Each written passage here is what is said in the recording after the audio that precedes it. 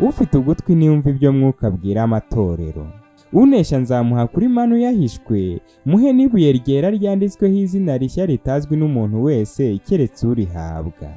Unesha akitondera imirimo yanjye akageza ku mperuka, nzamuha ubutware bwo gutwara amahanga yose, azayaragiza inkoni y'icyuma nk'aho ari inzabya z'ibumba, ayiyamenagurize rimwe nk'uko nanjye nabihawe na Data. Kandi nzamuha inyenyeri yo mu ruturuturu. Ufite ugutwi niyumva ibyo Mwuka abwira amatorero. Unesha nzamugira inkingi yo mu rusengero rw'Imana yanjye, kandi ntazasohoka ukundi. Nanjye nzamwandikaho izina ry'Imana yanjye n'iry'ururembo rw'Imana yanjye, ari rwo Yerusalemu nshya izamanuka iva mu ijuru iturutse ku Mana yanjye, kandi nzamwandikaho izina ryanjye rishya.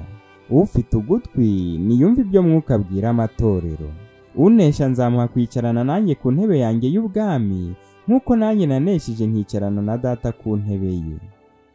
Mwifurije umugisha uturuka ku Mana, ngo amahoro abe muri wowe. Igihe Yohana yari mu iyerekwa mu gice cya 2 ndetse n'icya 3 cy'ibyahishuwe, Yohana yahishuriwe iby'amatorero 7. Ibi byashushanyaga ibihe 7 n'ubundi itorero rizanyuramo. Buri torero ryose ryarashimwe ndetse rirananengwa kuho rifite intege nkeya. Ibi byagaragaje urukundo ndetse nuko Yesu yita ku itorero rye.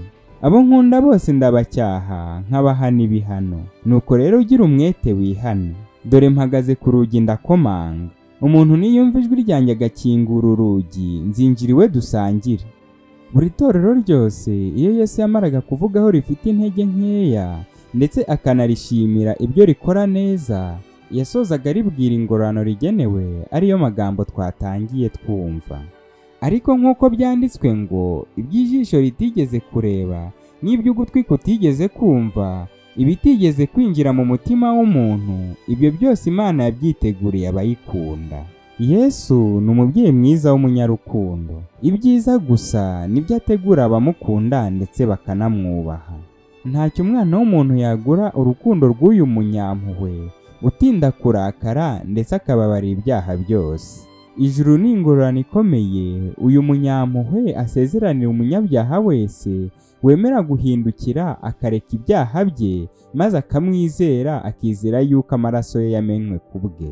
Abamarayika ndetse n'ibindi biremwa byo mu ijuru batangazwa n'urukundo rw'uyu munyampuhwe rutagira akagero ndetse ntirugire n'ikigombero. Nta wabayeho cyangwa wigeze kubaho ufite urukundo rungana gutya. Igihe Yesu yamanikwaga ku musaraba, umunyabyaha wese yari acunguwe. Mbese ibyo urabyizera?